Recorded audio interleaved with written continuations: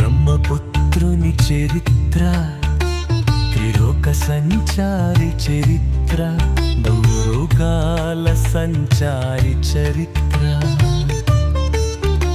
బిందామారారు కన్ని చరిత్రడా.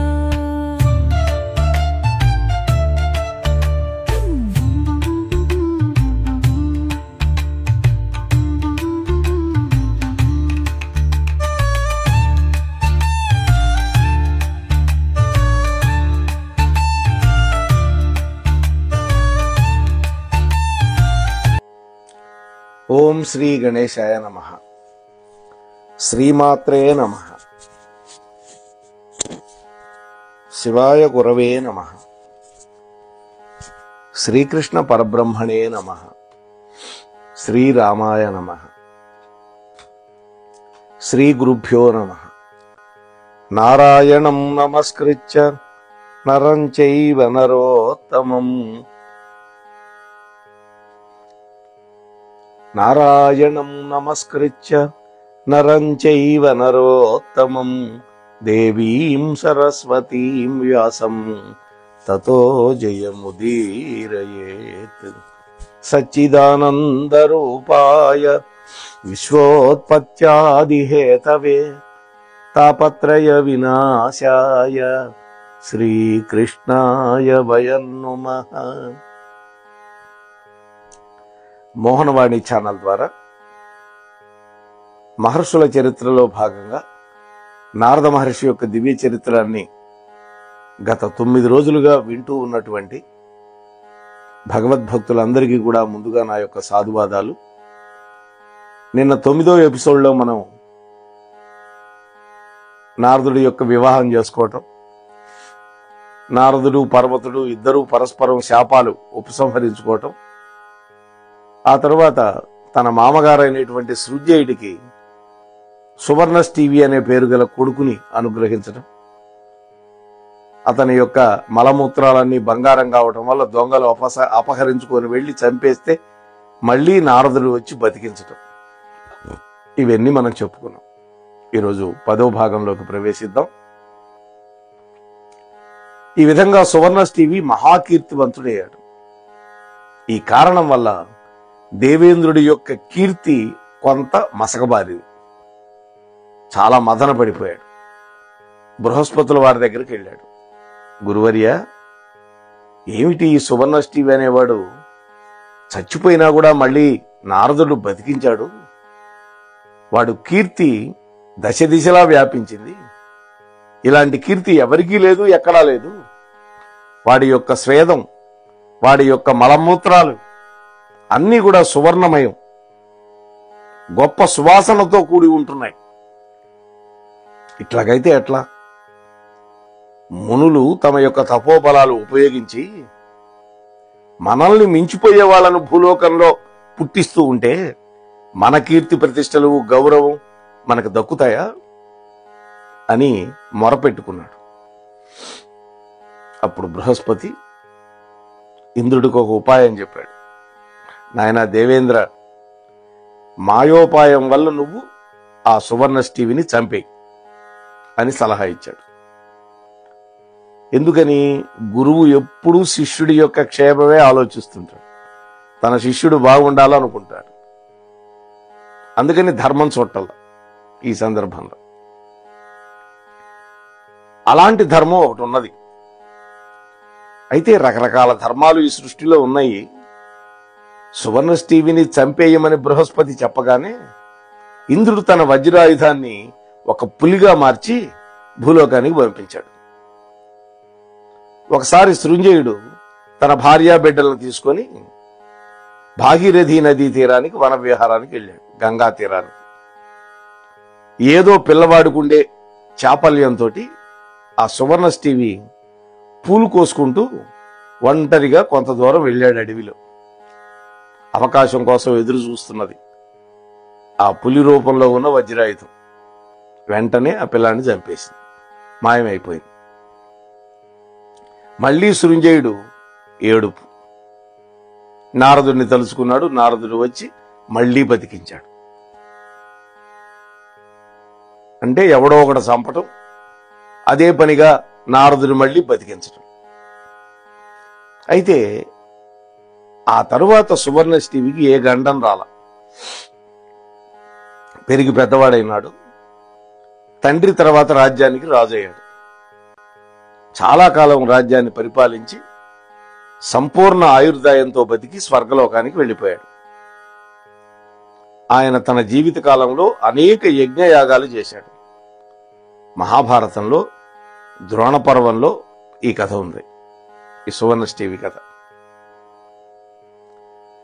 కొంతకాలం తరువాత నారదుడు తనకి భూలోక సంచారం చేయాలి ఉన్నది అని భార్యని ఒప్పించి వెళ్ళాడు. ఒక్కడే. ఆయన 3 లోకాలను సంచరించగలిగిన వాడు కదా. ఆ విధంగా సంచారం చేస్తూ నారాయణ సరస్సు అనేటువంటి చోట హిమాలయ పర్వతాల్లో ఉన్నటువంటి ఒక ఆశ్రమానికి వెళ్ళాడు. ఆ ప్రాంతంలో దక్ష ప్రజాపతి యొక్క కొడుకులు తండ్రి ఆజ్ఞ మేరకి ఉగ్రమైనటువంటి తపస్సు చేస్తున్నారు. సృష్టి కార్యం కోసం, జనాభాని పెంచడానికి. నారదుడు వాళ్ళ దగ్గరికి వెళ్ళి, ఎవరయ్యా మీరు, ఎందుకు తపస్సు చేస్తున్నారు అని అడిగాడు. వాళ్ళన్నారు, మా తండ్రి అయినటువంటి దక్ష ప్రజాపతి మమ్మల్ని చాలా మంది సంతానాన్ని కనడం కోసమని తపస్సు చేయమని ఆజ్ఞాపిస్తే మేము తపస్సు చేసుకుంటున్నాం అన్నారు.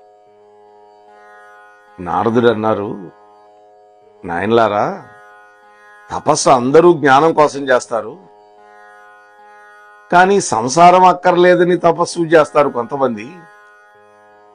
మీ నాన్న ఏంటి ఇలా చెప్పాడు అని వాళ్ళకి జ్ఞానోపదేశం చేసి ఆ తపస్సు మానిపించాడు. అంతేకాకుండా వాళ్ళకి యోగ మార్గాన్ని ఉపదేశం చేసి స్వర్గానికి బ్రహ్మలోకానికి వెళ్లే మార్గాన్ని కూడా చెప్పాడు. వాళ్ళు కూడా ఆయన చెప్పినట్లే చేసి తక్కువ కాలంలోనే మోక్షాన్ని పొందారు. అంటే తండ్రి చెప్పింది మర్చిపోయి, ఒక రకంగా నారదుడు దక్షుడు కూడా అన్నదమ్ములే, ఇద్దరు బ్రహ్మమానస పుత్రులే కదా. సరే, వాళ్ళు మోక్షం పొందారు. అంతేకాకుండా నారదుడు స్వర్గలోకానికి వెళ్ళి దక్షుడితో చెప్పాడు, ఓ ప్రజాపతి, నీ కొడుకులకి నువ్వెందుకు ఇలా దుర్బోధ చేశావు? అందుకని నేను వెళ్ళి వాళ్ళకి జ్ఞానోపదేశం చేశాను. వాళ్ళు ఆ మార్గంలో తరించి బ్రహ్మలోకానికి వెళ్ళిపోయారు అని చెప్పి తన ధైర్యం తాను వెళ్ళిపోయాడు. దక్షుడు ఏం చేస్తాడు? వాస్తవానికి నారదుడు చేసింది ఏమి అధర్మం కాదు, మరి ఏమనగలుగుతాడు? తన కొడుకులని తాను చెప్పినటువంటి పని నుంచి మళ్లించి ప్రయోత్పత్తి చెయ్యకుండా అడ్డుకున్నాడు అని నారదుడిని తిట్టుకుని మళ్ళీ బ్రహ్మగారి దగ్గరికి వెళ్ళి ఫిర్యాదు చేశాడు. చూడండి, నారదుడు ఈ విధంగా చేశాడు అని. బ్రహ్మదేవుడు దక్షుడిని ఓదార్చాడు. పోనీలే, పోయేవాళ్ళు పోయినారు, ఎందుకు ఏడుస్తావు? నీకు శబళాశ్వులు అనే పేరుతోటి అనేక వేల మంది పుత్రులు పుడతారు పో అన్నాడు. వరం ఇచ్చాడు. దక్షుడు ఆ వరప్రసాదంతో మళ్ళీ సంతానం కన్నాడు. వాళ్ళు శబళాశ్వులు. వాళ్ళను కూడా మళ్ళీ దక్షుడు సృష్టి చేయడం కోసం తపస్సు చేయమని ఆజ్ఞాపించాడు. వాడు చేస్తున్నారు తండ్రి ఆజ్ఞ మేరకి. మళ్ళీ నారదుడు వెళ్ళాడు. వాళ్లను కూడా ఇదివరకులాగానే ఇటువంటి బోధే చేసి వాళ్ళు కూడా తపస్సు చేయటం మానేశారు. ఆ సంగతి తెలుసుకున్నాడు. నారదుడి దగ్గరికి దక్షుడు వెళ్ళాడు. నారదా, నువ్వు నాకు మహోపకారం చేశావు, దానివల్ల లోకానికే తీరని అపకారం ఇది. చూసా, మహా అపకారం చేశావు నాకు. ఇంతకుముందు కొడుకుల్ని పంపించేశావు తపస్సు చేయకుండా, సంతానోత్పత్తి చేయకుండా అడ్డుకున్నావు. ఇప్పుడు వీళ్ళకు కూడా అలాగే మంత్రోపదేశం చేసి వాళ్ళని విముఖుల్ని చేశావు. దీనివల్ల లోకానికి తీరని అపకారం జరిగింది.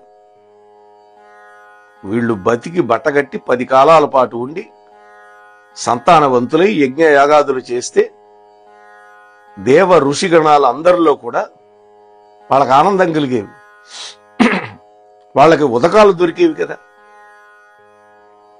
వాళ్ళు చేయాల్సినటువంటి సత్కర్మలు వైదిక కర్మలంతా నిరోధించవు. వాళ్ళకి ఏ లోకంలో కూడా ఒక స్థితి లేకుండా మోక్ష మార్గం చూపించి దేవలోకానికి, పితృలోకానికి, భూలోకానికి కూడా నువ్వు అపకారం చేశావు. నీవు అందరికీ హాని చేశావు. నువ్వు భాగవతోత్తుడే కావచ్చు, విష్ణుభక్తుడివే కావచ్చు, కానీ దీనివల్ల నీకు అపకీర్తి వస్తుంది, నీకు మంచి కీర్తి మాత్రం రాదు. భాగవతోత్తముల్లో సిగ్గులేని వాడివి అని నీకు పేరు వస్తుంది, కలహకారకుడు అని పేరు వస్తుంది. ప్రతి కలహానికి నువ్వే కారణభూతుడు అవుతావు. అందరూ నిన్నే తిట్టుకుంటారు. నీ వల్ల ఎప్పుడు కూడా ఏ ఇద్దరి మధ్యన మైత్రీ భావం కలగకుండుగాక. చూసారా, ఒకవేళ వాళ్ళ మధ్య మైత్రి ఉన్నా కూడా నీ వల్ల చెడిపోవుగాక. నువ్వు ఎక్కడ పాదం పెట్టినా 2 మిత్రులు విడిపోవడమే జరుగుతుంది.